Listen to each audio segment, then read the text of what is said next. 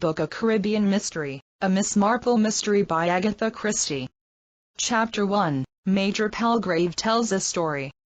"Take all this business about Kenya," said Major Palgrave. "Lots of chaps gabbing away who know nothing about the place. Now I spent 14 years of my life there. Some of the best years of my life, too." Old Miss Marple inclined her head. It was a gentle gesture of courtesy. Whilst Major Palgrave proceeded with the somewhat uninteresting recollections of a lifetime, Miss Marple peacefully pursued her own thoughts. It was a routine with which she was well acquainted. The locale varied. In the past, it had been predominantly India. Majors, colonels, lieutenant generals and a familiar series of words, simila, bearers, tigers, chota hazreefan, kidnaggers, and so on. With Major Palgrave the terms were slightly different. Safari, Kikuyu, elephants, Swahili. But the pattern was essentially the same. An elderly man who needed a listener so that he could, in memory, relive days in which he had been happy. Days when his back had been straight, his eyesight keen, his hearing acute. Some of these talkers had been handsome soldierly old boys, some again had been regrettably unattractive. And Major Palgrave, purple of face, with a glass eye, and the general appearance of a stuffed frog, belonged in the latter category. Miss Marple had bestowed on all of them the same gentle charity. She had sat attentively, inclining her head from time to time in gentle agreement, thinking her own thoughts and enjoying what there was to enjoy, in this case the deep blue of a Caribbean sea. So kind of dear Raymond, he was thinking gratefully, so really and truly kind. Why he should take so much trouble about his old aunt, she really did not know. Conscience, perhaps. Family feeling? Or possibly he was truly fond of her. She thought, on the whole, that he was fond of her. He always had been, in a slightly exasperated and contemptuous way. Always trying to bring her up to date. Sending her books to read. Modern novels. So difficult about such unpleasant people, doing such very odd things and not, apparently, even enjoying them. Sex as a word had not been mentioned in Miss Marple's young days.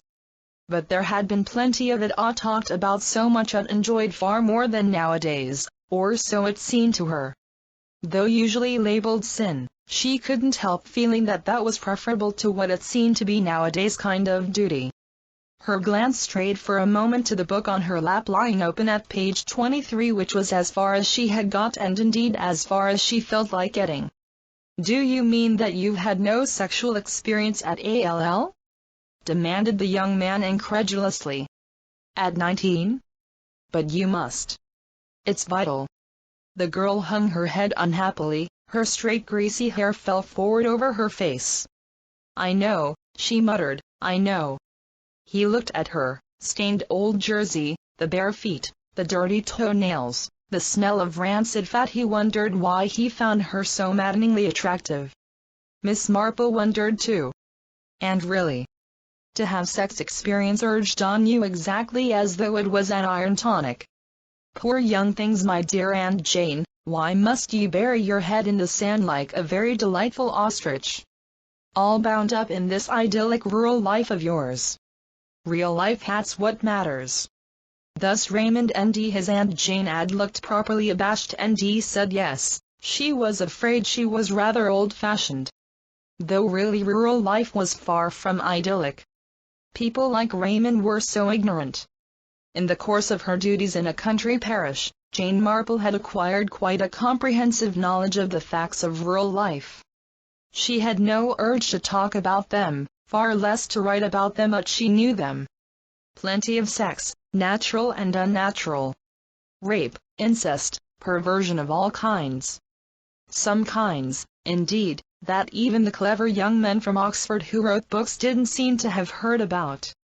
Miss Marple came back to the Caribbean and took up the thread of what Major Palgrave was saying. "A very unusual experience," she said encouragingly.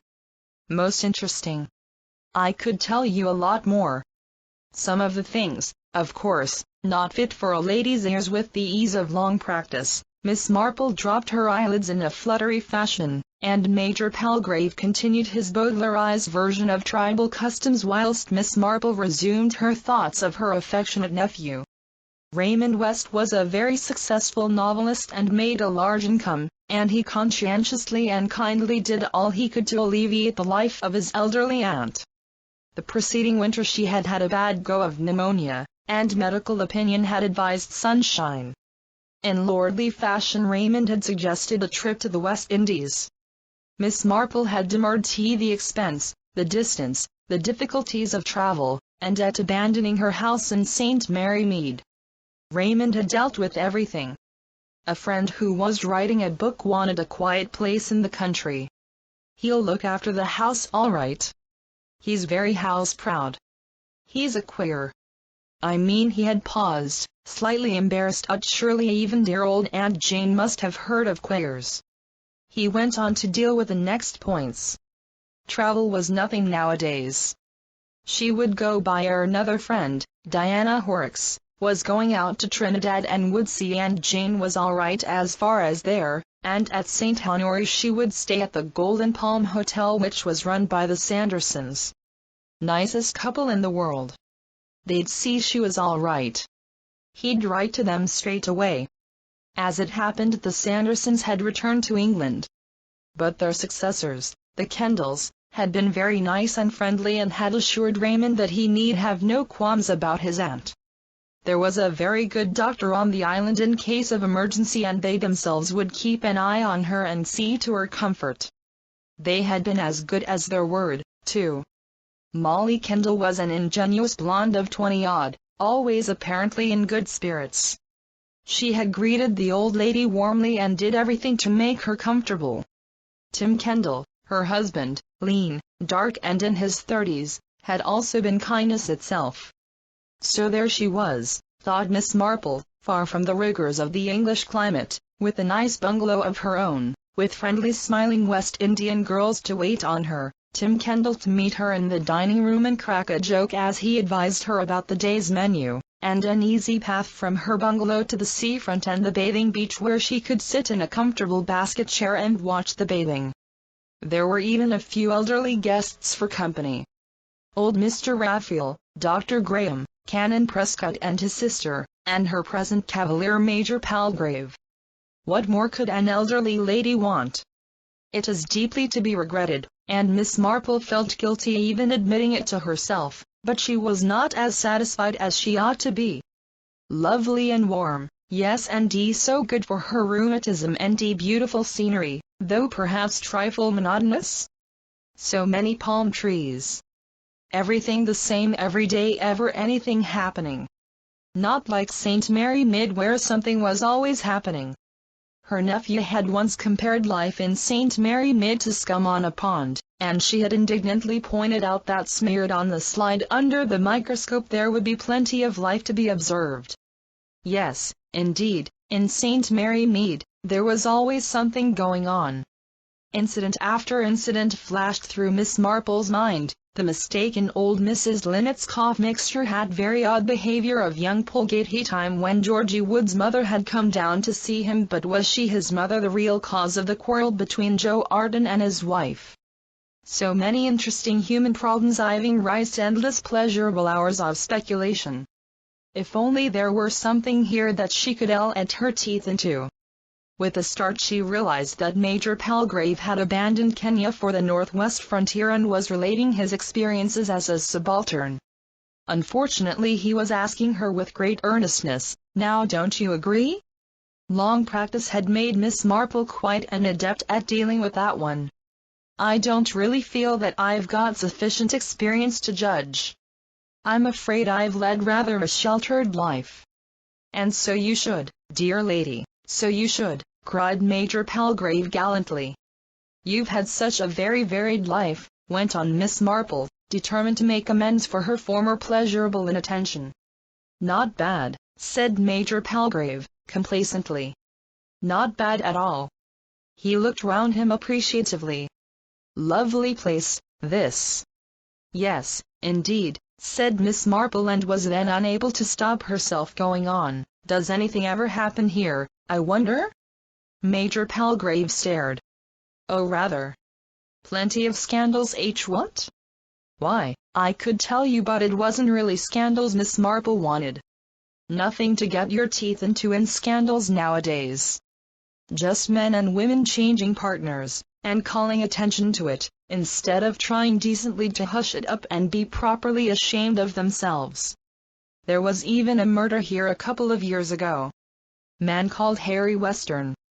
Made a big splash in the papers. Dare say you remember it. Miss Marple nodded without enthusiasm. It had not been her kind of murder.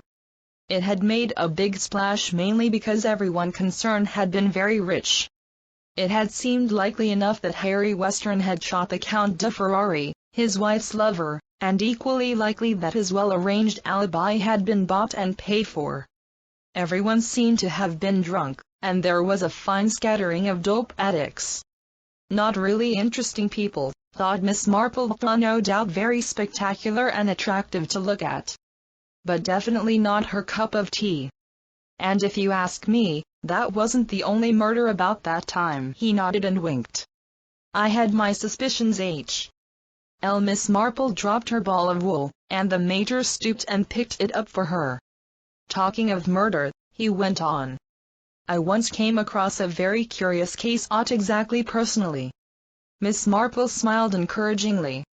Lot of chaps talking at the club one day, you know, and a chap began telling a story. Medical man he was. One of his cases. Young fellow came and knocked him up in the middle of the night. His wife had hanged herself.